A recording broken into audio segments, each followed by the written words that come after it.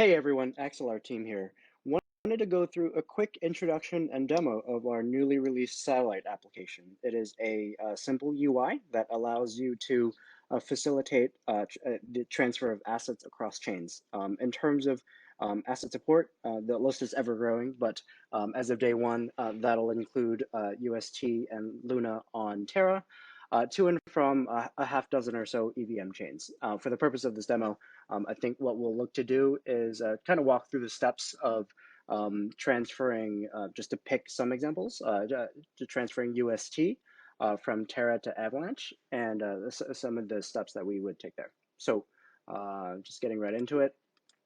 You could go ahead and pick out those parameters from the dropdown. What we've also enabled for you is the ability to just kind of pick among some quick picks.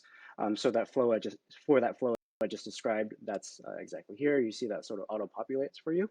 Once that happens, you see there's a little window that pops up with some summary stats, right, including what we'll ask for the minimum amount to transfer for this transaction, fees that we'll assess, as well as the total approximate wait time for that transaction. Kind of finally, for this destination address, we give you the option of auto-populating that from your wallet. In this case, it would be a connected MetaMask wallet. You certainly don't have to do that, but for this case, I will. So just clicking on that, I have to connect my account. All right, and you see that's populated. There's a little message here that says, hey, this is in beta, which, by the way, if you see any issues, do let us know. So hitting initiate asset transfer. What happens in this case is our network generates a one-time deposit address. And in this case, because we're going from Terra to another chain, the deposit address in question is indeed an Axelar address. And in order to make that deposit from into this Axelar address from Terra, you would have to do an IBC transfer. And to do that, you could either just kind of copy this address and go to your wallet and make that IBC transfer deposit there. That's certainly fine. We've alternatively kind of enabled IBC transfers from within this app directly through the Kepler wallet. So go ahead and connecting that. That's what I'm going to do. You're going to see some pop-ups about adding this chain and having this app support that wallet. So you see here I have roughly 29 bucks of USTs. So let's go ahead and transfer 20 over to Avalanche.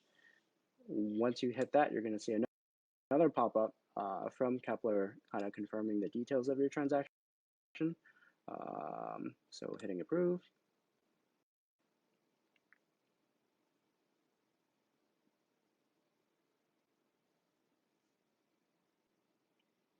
All right, and you see that pretty quickly that transaction was detected.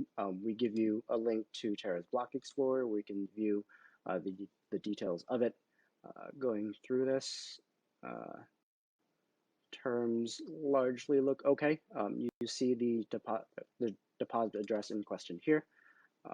So going back to my UI, and already coming back to my UI, you see that the Axelar network has confirmed your deposit. And we represent that we're going to broadcast that to Avalanche within the next couple of minutes of that having happened. The final step here is, is our detection of the transaction on the destination chain. Once you kind of hit step 4, you'll see that we'll, just like you saw us link you to the Block Explorer on Terra, we'll link you to the Block Explorer on Avalanche in this case as well. You could wait for that to happen. You certainly don't have to, but it sort of is nice to be able to link that up. While we wait for that, just to go over some support options in case issues do arise, there's this support link down here. For every transaction that you initiate through our application, there's a uniquely generated trace ID and deposit address. So if you do reach out to us in this case, we set up a Discord support channel. The support channel being satellite bridge support. If you do reach out to us, we just sort of ask that you reference these parameters because this would help us in case any issues do come up with debugging. Other helpful links, you see this transaction did complete. So just going here to view it on Snowtrace, you could just kind of confirm the details on that screen.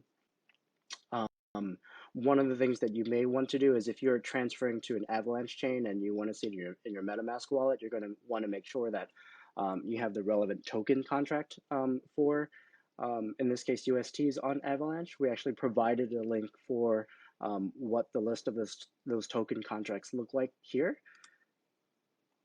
And I've already added it to my MetaMask wallet, but in case you have not, we're looking for USTs on Avalanche. So it'd be this guy here.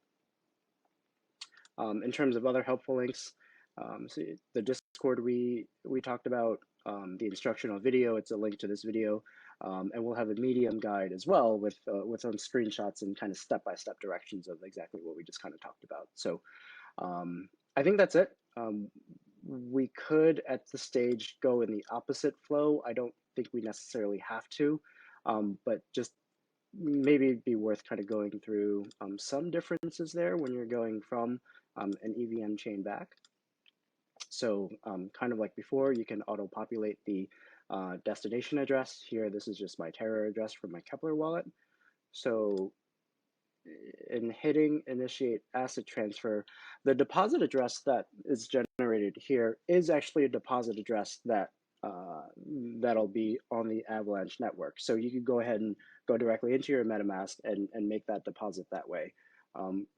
We will also sort of enable you to do that through this app as well, through the satellite app that is, by connecting your MetaMask. And you see here that my balance has the 20 USTs, and you can go, I'm not actually going to go and do this, but that would be the flow in the opposite direction for the case where you're not doing the IBC transfer, but for a direct EVM deposit. So I think that's it. That's all we wanted to show. There are elements of this that are still still a work in progress. So if there are any issues or questions, definitely feel free to reach out. Thanks very much.